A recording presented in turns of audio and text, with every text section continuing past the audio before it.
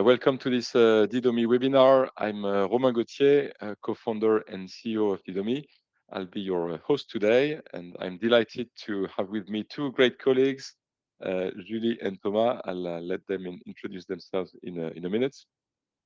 Before that, it's an open forum, so please ask your question. There is a questions tab on the bottom right of your screen that you can use anytime. That will use to feed the conversation. So feel free to ask your questions or to contribute to the chat. We are happy to have a great agenda for today, which I'll present also in a minute. Before that, as promised, my two great colleagues, so Julie Rubash, Chief Privacy Officer and General Counsel at Sourcepoint. Hello, Julie. Hello. As Romain said, I'm Julie Rubash. I'm the General Counsel and Chief Privacy Officer at Sourcepoint by Didomi. Sourcepoint was acquired by Didomi last summer, and I handle the legal and privacy matters for that company, and also work very closely with both companies to ensure our products are evolving with evolving privacy laws. Thank you, Julie. And we are also today with Thomas Adhumeau, Chief Privacy Officer at Didomi. Hello, Thomas. Hello, everyone.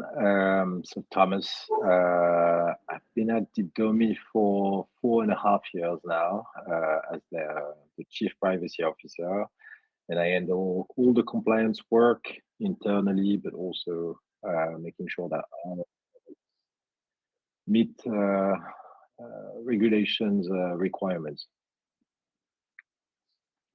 Thank you, Thomas. So, as promised, a very interesting agenda for today. I'll start by sharing some insights about our data privacy benchmark, which is a yearly benchmark that we have issued for a couple of years, where we report on the state of the market from a consent and privacy standpoint. So, sharing here a number of interesting nuggets for everyone to plan for their year.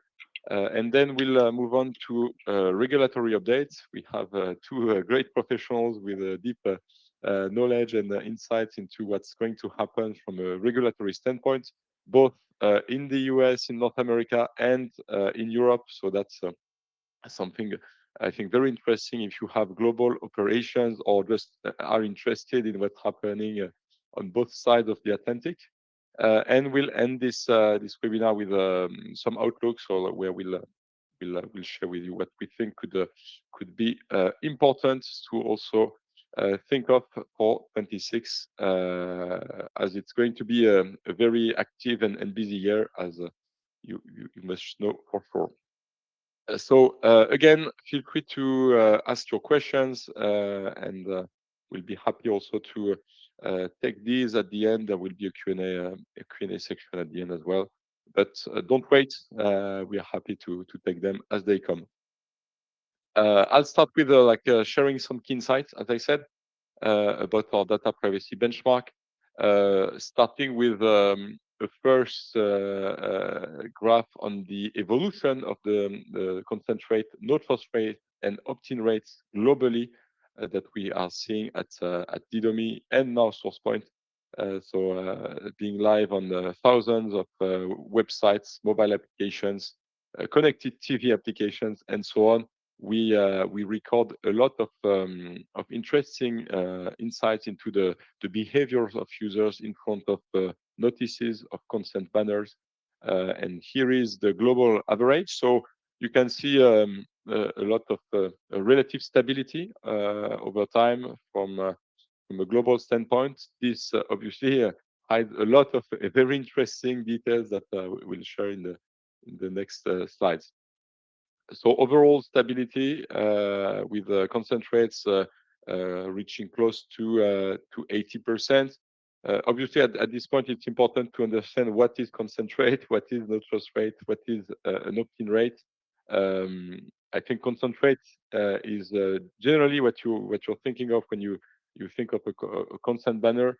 it's just, I think, half of the story. A lot of people vote silently, so they don't click or they just leave your website, and they need to be factored into the consent analytics that we report.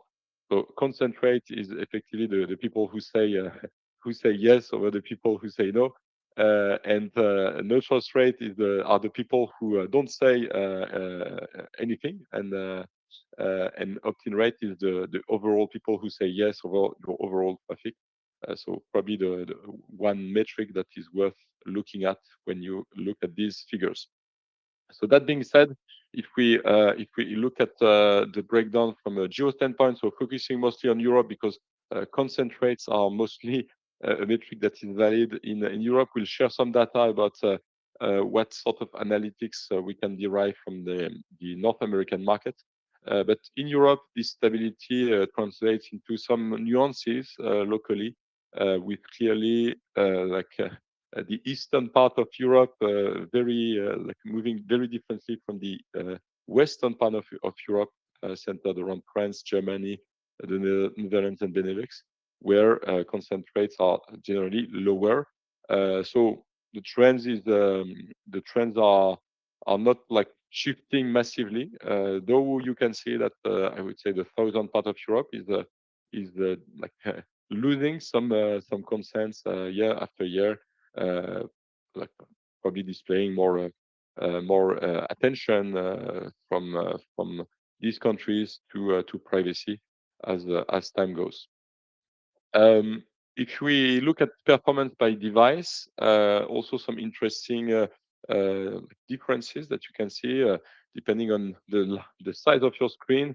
Your general choice might look slightly different, and we can see that some screens are definitely not like optimized for consent, and we can see that also the larger the screen, I think the more probably informed and as a result true the choice is.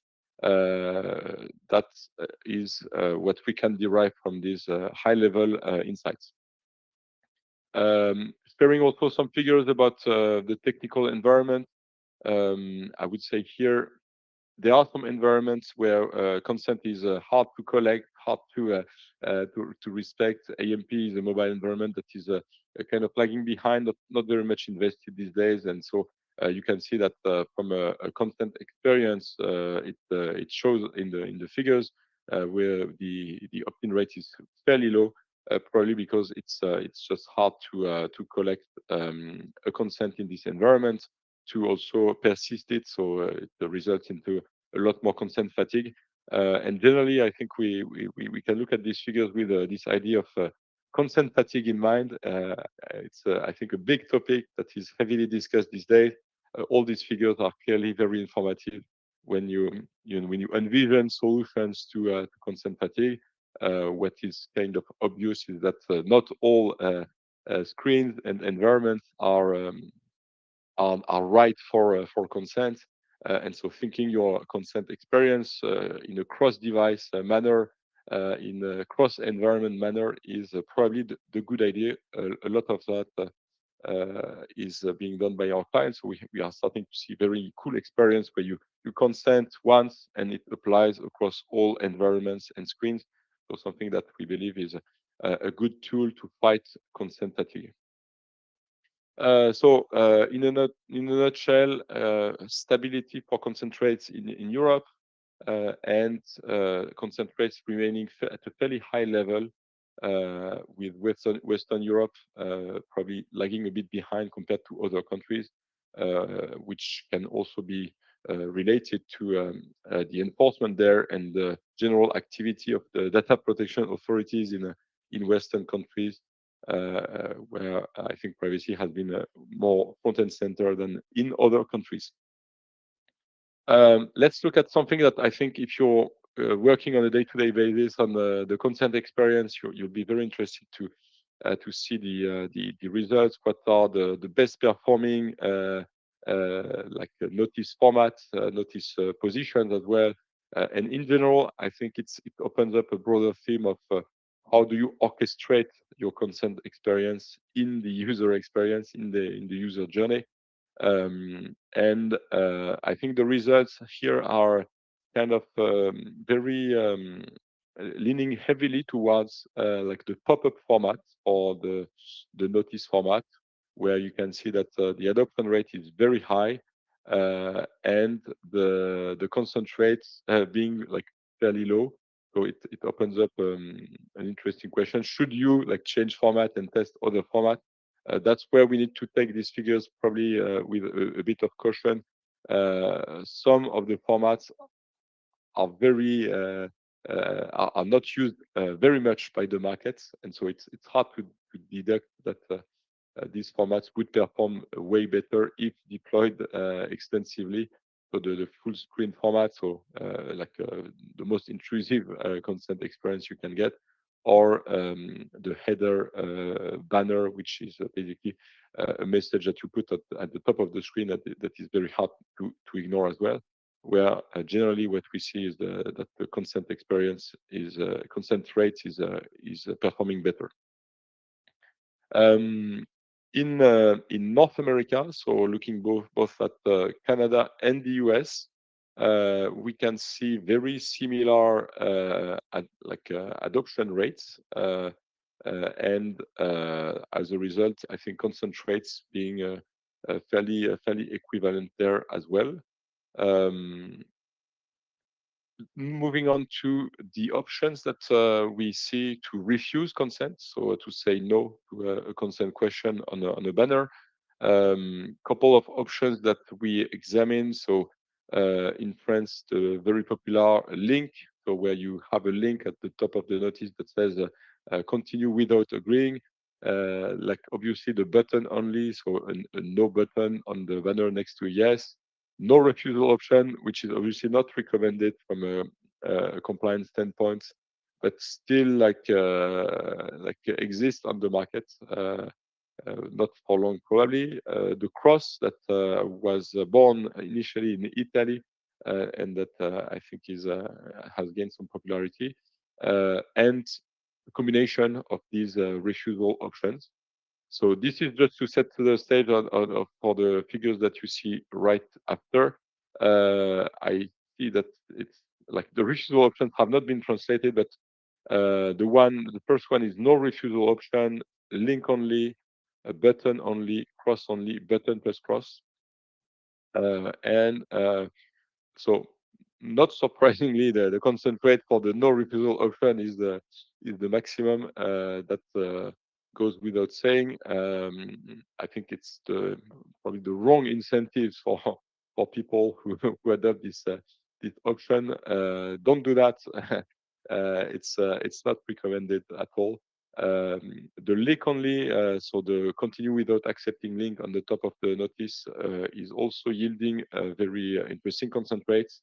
And then I would say the more options to refuse you give, the lower the consent rate, which clearly illustrates that I think people understand what they are doing, and so like seize opportunities to express their choice, which I think also reinforces the consent that you get over time, making that a true asset for your company. Um, Last figure that I'll share, and then I'll pause. Maybe take questions if there are. We have also examined what sort of interaction end users have with the notices that are displayed. So generally, notices are built in a layered fashion. So you have a first layer where you have the yes no buttons, the different refusal options, and then a second layer where generally you display the purposes that you're collecting consent for, and most of the time a third layer, which is about the partners, the vendors that you're using, to which you're transferring data, which are processing this data as a processor or as a data controller in Europe.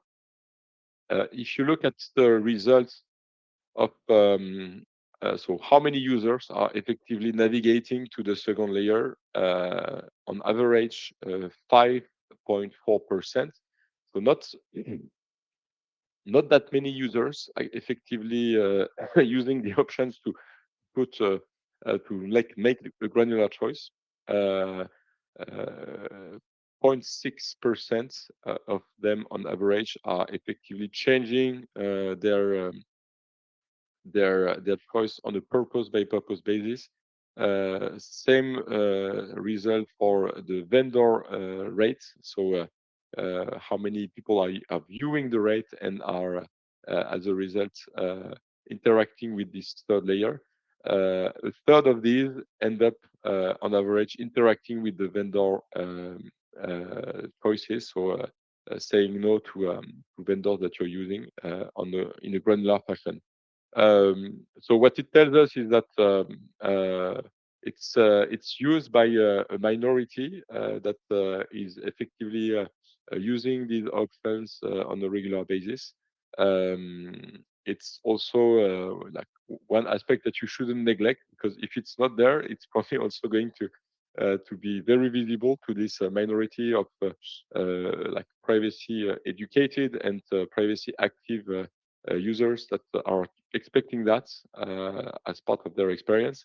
Um, I think it also tells us that tells a lot also about consent fatigue and how the current status of the consent experience on the web is probably not like satisfying and like ask for more. So obviously at Didomi we are working on this important problem, and we'll be happy to share our views on that if you're interested. Last but not least, frameworks. So how many people use the global privacy platform? So a standard that was set up by the IAB, that is effectively the ability to like collect granular like privacy signals across many regulations, especially states in the US. So you can see that some of these GPP regulations are more used than others. CPRA, for obvious reasons, with California clearly leading the charge in the US. But others, more surprisingly, the MODPA being also heavily represented, as well as a couple of others that are clearly being used in the US. Um, GPP is not really being used with in a GDPR context, so that's probably representing some US companies that apply also GDPR to their GDPR European audience through GPP. But clearly the trend is up, so we should see more over time. This is also an interesting figure around the Google consent mode. So Google has effectively is also established a new framework to pass a consent signal to Google for their all their solutions, which is called Google consent mode. We can clearly see like a rapid trend or adoption of the Google consent mode, which is de facto also becoming a kind of a market standard, and with Google representing a lot of web activity, it's not a surprise, but clearly something that we also observe in our data. Um, okay, so I would say like some key takeaways on the formats. So pop-up banners not losing their leadership position this year, and I think one important aspect of the data we looked at for 25 is this rapid deployment and increase of frameworks being used by our clients across the world, in the US and in Europe. Um, okay, thank you. I see there is one question maybe. Does the ability to navigate the website without action on the pop-up impact the metrics? Um, so yes, if we move a bit backwards, we are going to see clearly the results here of the formats.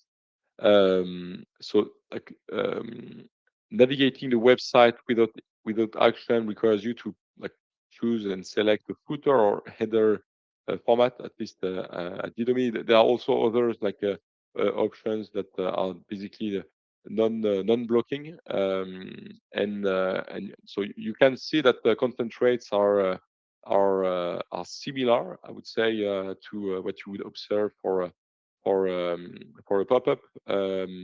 In the full report, you can also that you can get on our website, you'll see also the effect on the no choice rate, so on like people who are effectively saying nothing, and also on people who are effectively leaving the website. So it's true that this experience is less intrusive, non-blocking.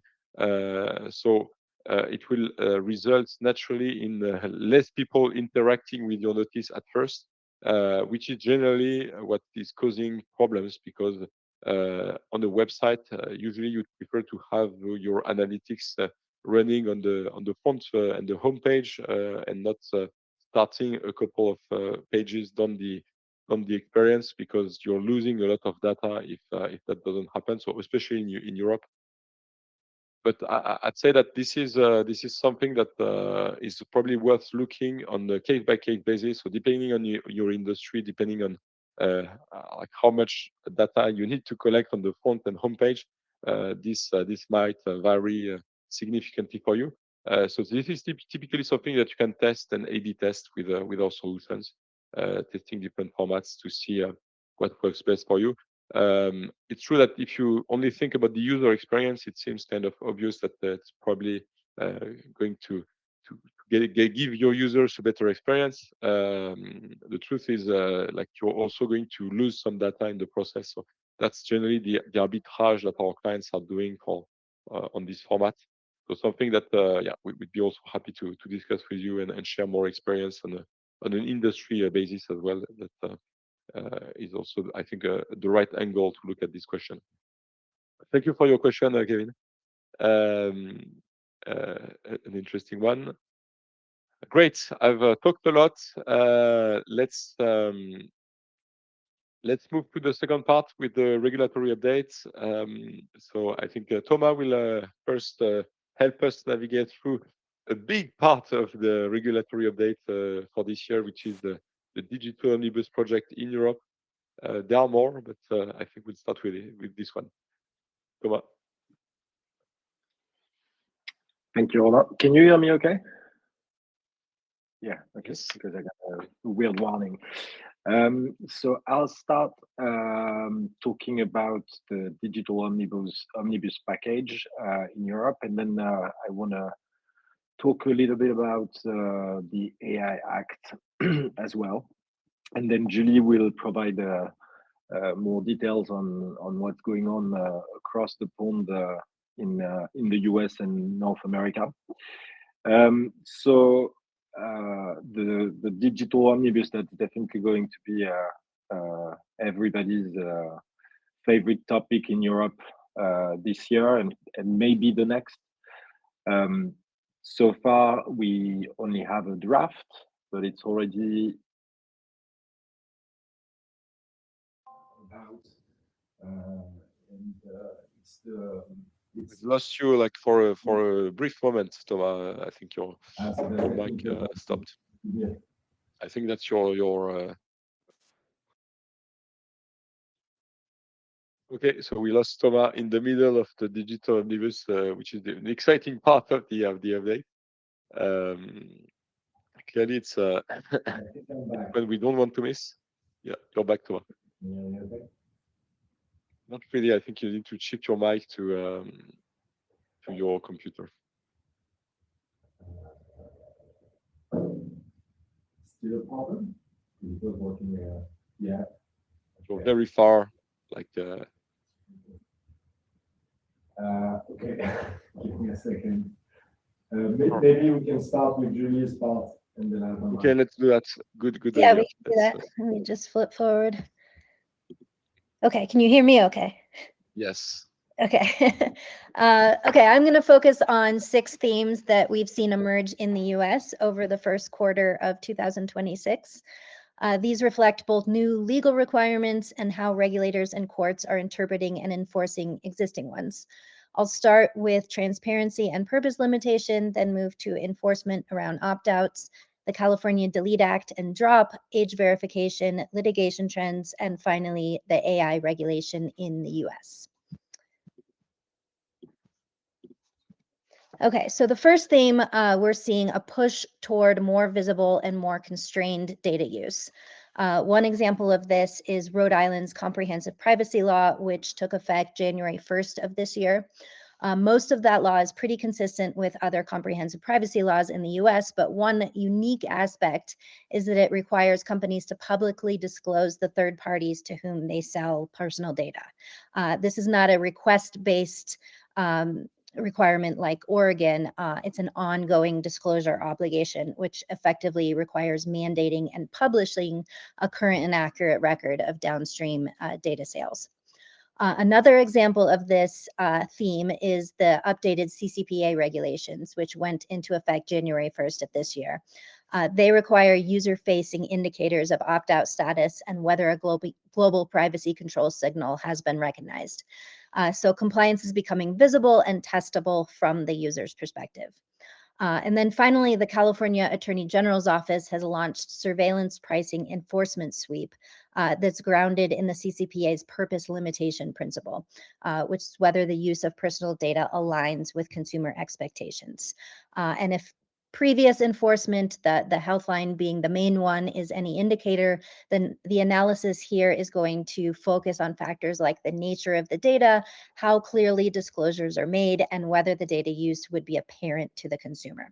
So the combined trend here is increased scrutiny, not just of what data is collected, but how it is used and whether that use is both expected and visible. The second theme is that enforcement is focusing on whether opt-outs are both easy to use and exhaustive in scope. We've seen this particularly emphasized in California this year under the CCPA. Opt-out mechanisms must be easy to exercise, meaning no dark patterns and no unnecessary steps, and they must apply across all forms of sale and sharing of personal information. There's been 3 enforcement actions already this year exemplifying this. In the California Privacy Protection Agency's action against Play On Sports, the issue was a consent banner that required users to click agree to tracking technologies in order to proceed without offering a comparable opt-out option.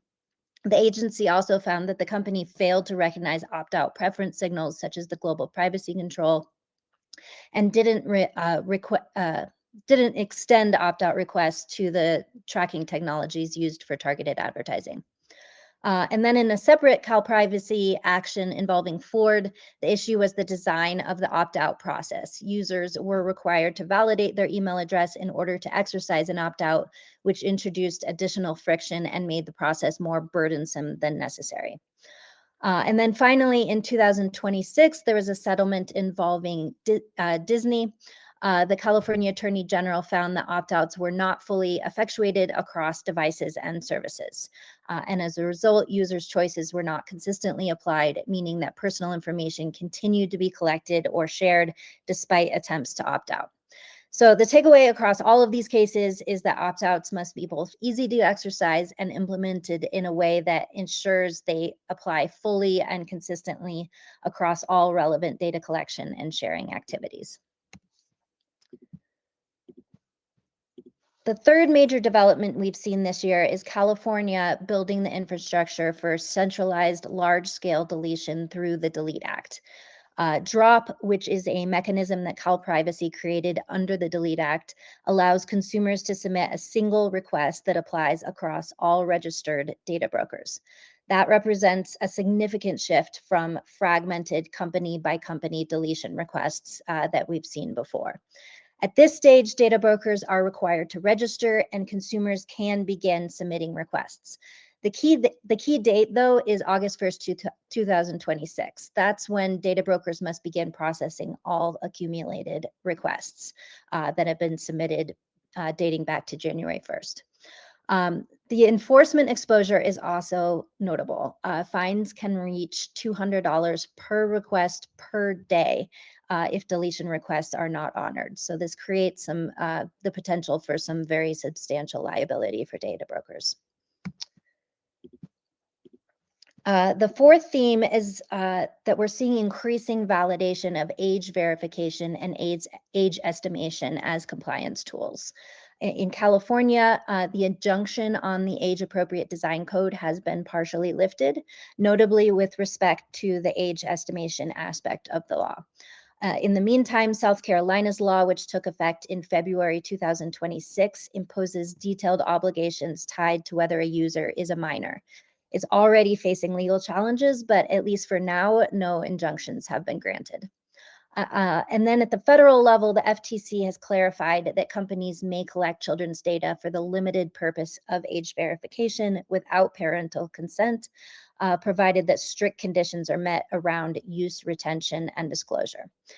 So taken together, these developments suggest that age verification or estimation may become a foundational compliance tool, even as the broader legal framework remains unsettled.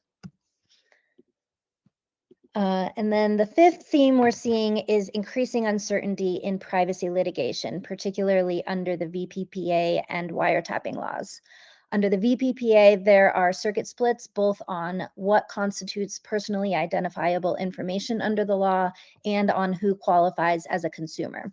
The Supreme Court has agreed to hear a case on the latter issue, which will address whether an individual subscribing to non-video content, such as a newsletter, is sufficient to qualify as a consumer. So hopefully that issue will be resolved. But the Supreme Court has declined to review the circuit split over the definition of PII. So uncertainty on that issue will likely continue at least for the foreseeable future. Separately, wiretapping claims tied to tracking technologies continue to produce inconsistent results across jurisdictions. So one practical issue under both of these topics is consent. Companies are starting to request consent to mitigate risk under this litigation, under both of these laws. But several courts have made clear that putting up a generic cookie banner may not be sufficient. To be effective in mitigating risk under these laws, the consent request must be specific to the particular tracking activity at issue, and it must actually work with respect to those particular tracking technologies. At the same time, there can be tension between obtaining consent and complying with CCPA opt-out requirements. So it's important to be careful not to create inadvertent dark patterns that could create issues for California regulators when trying to mitigate against this litigation risk. And then finally, AI regulation in the US is continuing to develop, but in a fragmented and enforcement-driven way. There's no comprehensive federal AI law comparable to the EU AI Act that Thomas will talk about in a bit. Instead, regulators are applying existing legal frameworks such as consumer protection, privacy, and anti-discrimination laws to AI systems. A national policy framework was actually just issued this past week by the Trump administration with recommendations for federal AI legislation, but it may be some time before we see congressional alignment on currently divisive issues such as state versus federal authority and where to strike the balance of innovation and accountability. In the meantime, we do have some more targeted state level activity, including, for example, the Colorado AI Act, which takes effect later this year, and regulations in California around automated decision-making technologies that take effect at the beginning of next year. So while the US approach is less centralized and less prescriptive than the EU's risk-based framework that, again, Thomas is going to talk about, there is conceptual alignment around key issues like bias, transparency, and accountability. So we may see some similarities there. With that, I will turn it over to Thomas to go. I think we have to go back in slides, back to your portion of the presentation. Maybe before that, Julie, there was a question on Cal privacy drop, which is have they released the UI for data brokers to address the dropout requests? Is it something that So I you're know that they have they have released the accounts for data brokers to register and set that up. I have not personally like gone in there and played around with it, so I don't know to what extent the actual UI is available yet. But consumers are submitting those requests, and I believe the specs are available for data brokers to be able to set themselves up to comply with them as of August 1st. But yeah, I'm not familiar with exactly to what extent the UI is actually available. thank you, Julie, and thank you for the question. So Thomas, now you're on. Your microphone works. Can you hear me okay? Yes, way better. That's what happens when you try to talk about omnibus. They're trying to silence you. So I'm gonna try to be quick. There's really three items from the digital omnibus that I want to talk about. I'm not going to cover everything because it's a pretty long document, but there are three things I think that are very relevant to this audience. So the first thing is that there is in the first draft that we received, there's a new definition of personal information.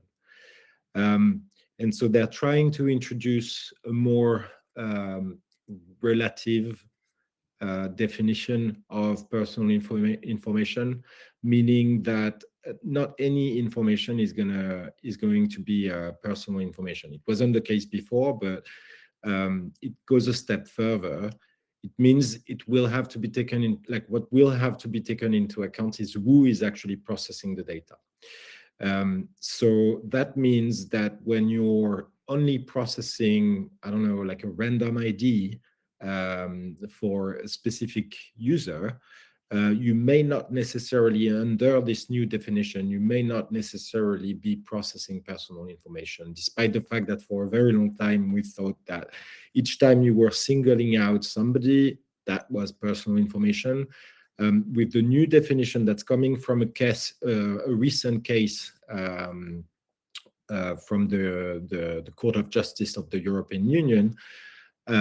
So the definition now is it will be personal information only if you have the reasonable means to re-identify the person, the data subject, based on that information. So again, if I use my example of a random ID, which is used only to single out somebody, but you don't know exactly who that person is, and you've got zero other means to actually re-identify who that person is, then that's not going to be considered personal information under the new version of the digital omnibus. And yes, I should say that the digital omnibus, for those who are not familiar with it, the goal is actually to it's a GDPR reform at the EU level. So this is a draft coming from the European Commission, and they have, if you sum it up, they have two goals. One is to make it easier, like to reduce the burden of compliance for European companies so that they can innovate and be more efficient in their markets. And the second one is to fight consent fatigue. Romain already mentioned it. There's a problem with consent fatigue. Users are like interacting with a lot of banners.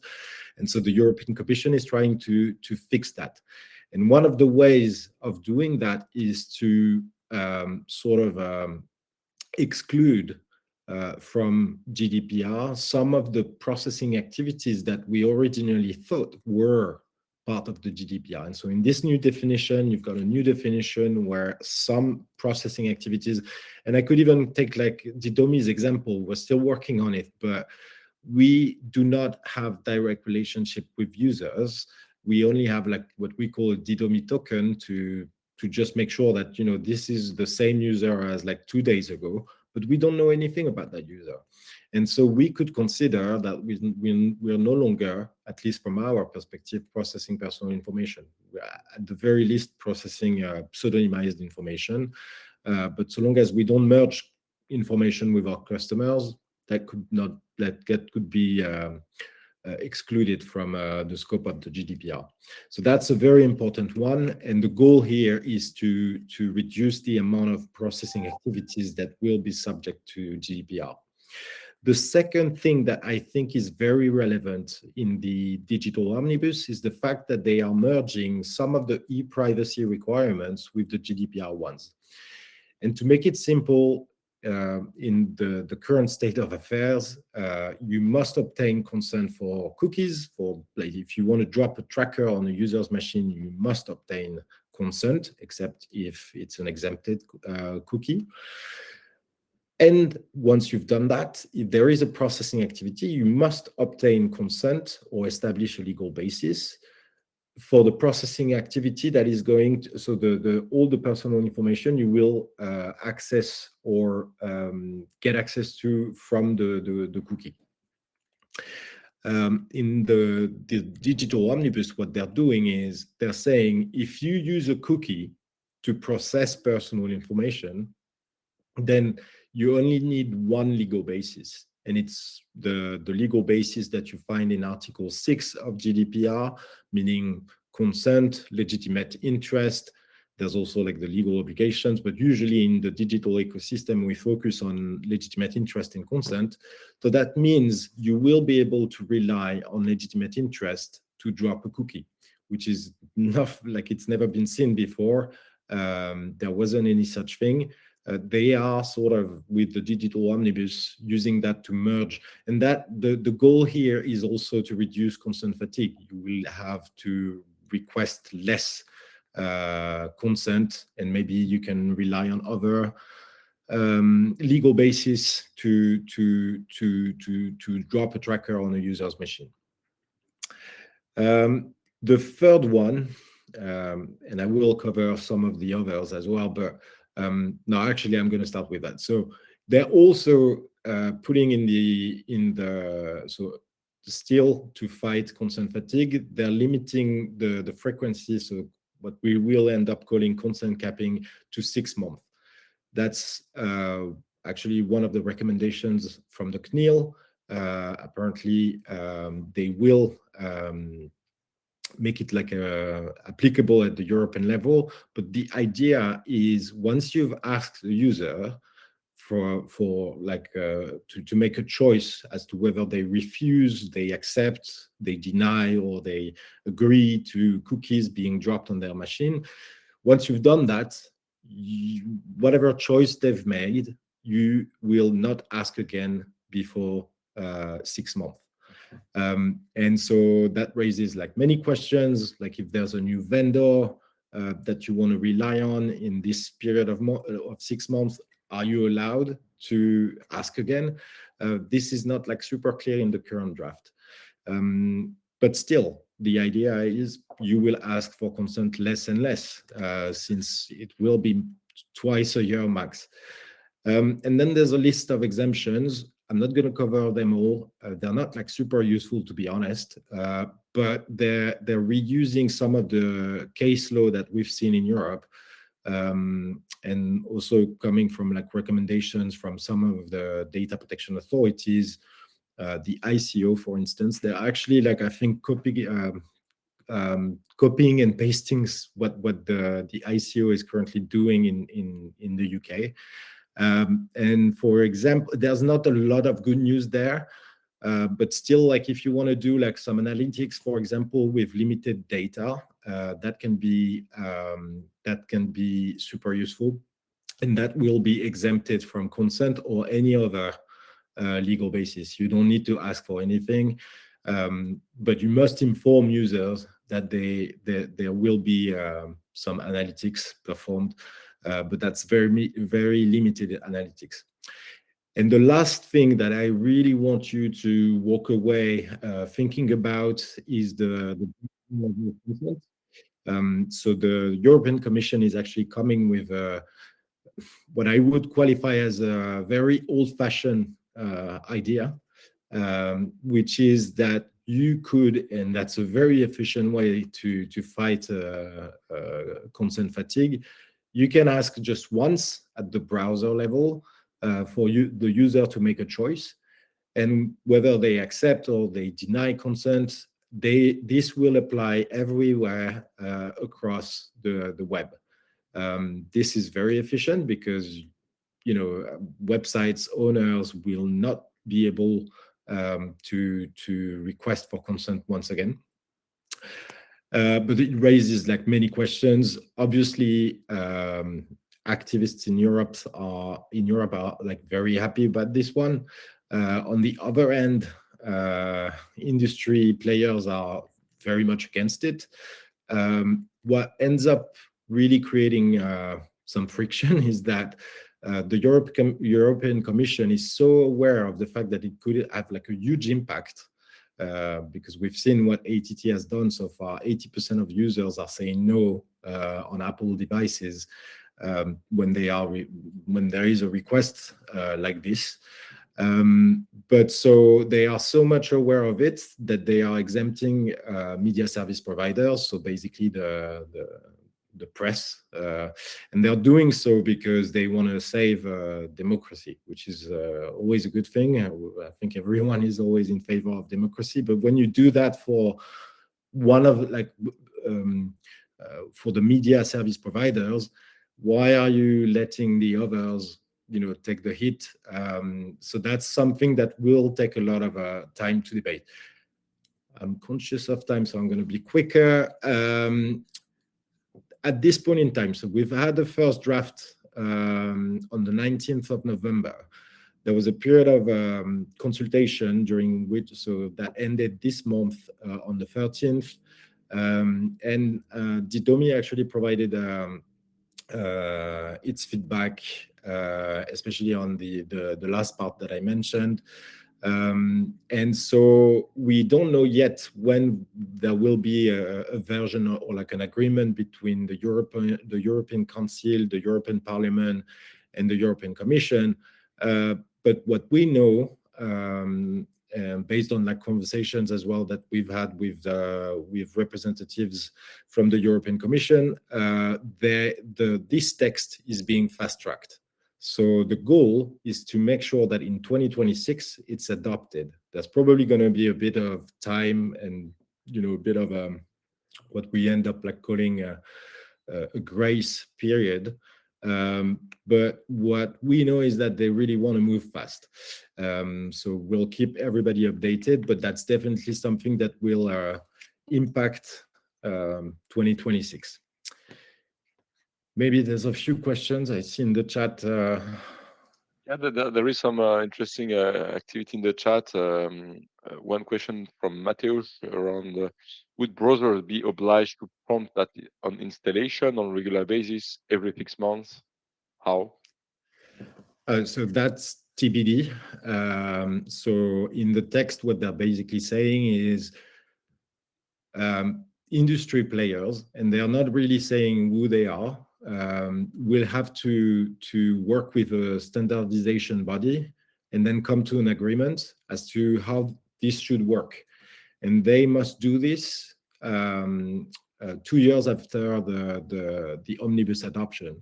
And then 4 years later, browsers will be forced to, whatever the solution is, they will be forced to adopt it as well and to integrate them with their browsers, which, to be fair, like, it's not like a very future-proofing solution. Like, we don't even know if in 4 years' time or 5 years' time, people will still be browsing like as they do today.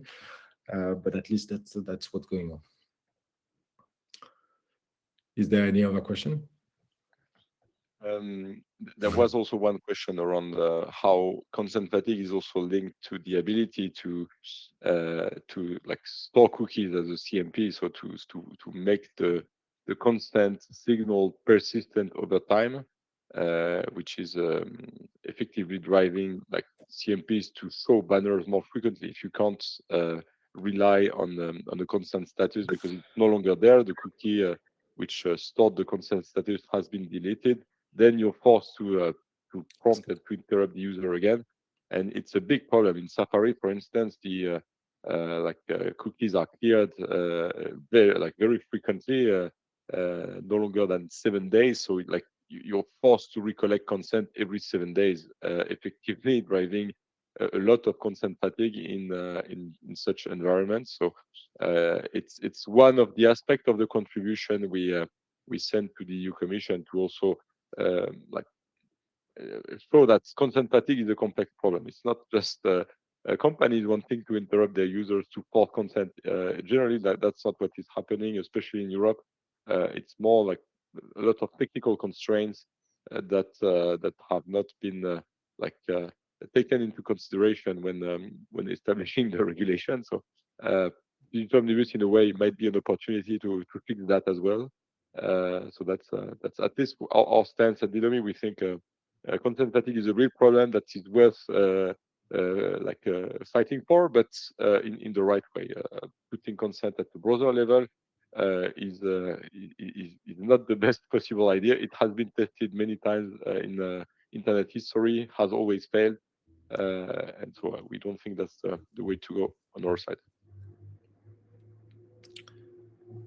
I think there's another question from Karel. The best way to prepare for the omnibus is to A/B test and optimize the user's first session with the cookie banner. Is it correct?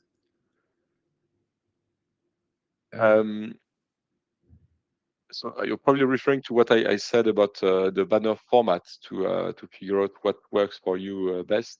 Um, um, I mean, the link to Omnibus is not direct. I think as a company, if you care about your users and want for your users to have the best possible consent experience, as a result, to limit consent fatigue, then A/B testing the format is a good idea. There are two aspects. So that there is the user experience, and then there is your ability to collect the right data when you need it on your website, and generally, like that applies to other environments. And these are like the questions you can solve through A/B testing with the data. And don't forget, like it's a problem that is not only about privacy and user experience. It will affect your digital marketing team, your analytics team, maybe a lot of teams that are effectively relying on the consent to operate and collect and process data. So that's why it's a complex problem. You can't just really say, hey, we'll collect consent after 10 pages of navigation. That's probably not going to work entirely for everyone in your company. So, but again, like happy to deep dive into this topic if you want. We have a lot of experience there on what can be tested. You meant from a business perspective, right? No, I think from a business perspective, that's the point of view you shouldn't forget about when thinking about consent. It's not just about user experience; it's also about how your business is going to perform, how you're going to attribute conversions to your to the right channels that are performing for you. All these sort of things that are inherently relying on cookies, on your ability to collect data. There's another question actually that came in. How are you proposing to integrate Adhumeau's solutions and remain privacy compliant using server-side tracking by reliance on legacy website consent? It's an interesting question. So I hear a lot of skepticism around the idea of moving tracking server side, which is absolutely true. So moving everything server side, so the way data is collected and distributed, is no longer visible for the user as it happens on a server somewhere that you don't have access to. And that's precisely why we think you should deeply integrate your server-side tracking with your privacy approach. So to ensure that you can enforce consent server-side as well as it was enforced client-side. And like as a result, also being in a position to provide the right level of transparency and visibility to your end users whenever they consent. So that's how we design and build our solutions. That's how, like, the sort of synergies we are deriving from our Adhumeau acquisition. Um, we think that's going to be needed because like moving tracking server side is I would say almost inevitable for many reasons, but mostly because it's also more beneficial for the user. So less things that load on your browser, on your device. It goes faster, it consumes less bandwidth, and so on and so forth. Generally, like, your user experience might end up very affected in a very positive way if you visit websites that have moved everything server side as much as they can. So that's to just cope with reality that we are doing that to make sure that yeah, moving server side comes with the right privacy stance and the ability also to stay compliant and to first and foremost have control over everything that happens server side. So how data is being collected and transferred by third parties server side. But thank you, James. A great question. I love this sort of questions. It's exactly why we are doing these webinars to explain what we think on this, because these are complex technical topics that sometimes are hard to relate to if you're not in the field. So hence this great question. Thank you, James. Thomas, I'll if be you want to add super quick, something. conscious of time. So, with respect to the AI Act, the reason why we want to talk about it is because there's a lot of interplay with the privacy regulations. Obviously, there's the fact that in many instances, consent will be required to inform LLMs, but it's not the only problem that companies will face. And also, one of the key point that I want to make sure I hit today, it's that the AI Act is already live. And there's one big deadline coming on the 2nd of August, and that's where the biggest rules, like the big chunk of like actual requirements will come into force. But there's already a few things that need to be checked, and from the discussions that I'm having, like, people tend to think that it's only for LLMs to comply with the AI Act. Actually not. It's very similar to the GDPR. So August 2nd is like the May 25th of the AI Act. And so what ends up happening is, to be like super short, is that companies will have to map all the use that they're doing, the LLMs that they're using, the AI tools or systems that they are using. They will have to map that in a similar fashion as the mapping of personal information and processing activities. And from there, they will have to rank them by security, or more like a risk, from a risk perspective. And from there will be a need to have like a proper inventory of everything. So like what we call Europa in a GDPR context. There will be the equivalent in the AI Act. I just want to put it on everybody's radar because there's less than 5 months to comply, and the fines can be pretty high. It's actually they are actually bigger than with GDPR, so 35 millions or 7% of the global turnover. It's for like the biggest infringements, but there are fines for also the other requirements. So just pay attention to that. And maybe we'll cover that in another webinar one day. Yeah.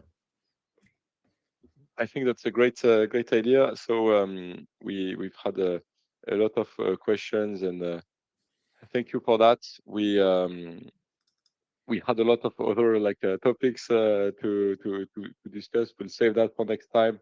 It's a very exciting year, as you've seen. Lots going on both in Europe, in the US, which demonstrates once more that I think privacy is at the center of a lot of things. When you look at AI, it's clearly obvious that figuring out privacy will be one of the main challenge to to make AI successful and probably to drive a broad adoption and a satisfying adoption of AI across the board. So let's more on that later. We are also like looking at these topics from a product and solution standpoint on our end. So stay tuned. Anyway, thanks a lot for your time and attention today. It's been a pleasure. Thank you, Julie. Thank you, Thomas, for your great updates on the regulations. A busy year, as you can see. And don't forget, if you're interested to get the insights, to download our data privacy benchmark on our website. The link was also shared by Clara in the chat. And more generally, like we publish a lot of contribution blogs, case studies. So don't feel free to navigate to our blog post and look at the latest content. Thank you, everyone, and we'll see each other next time. Bye bye. Thank Bye. you.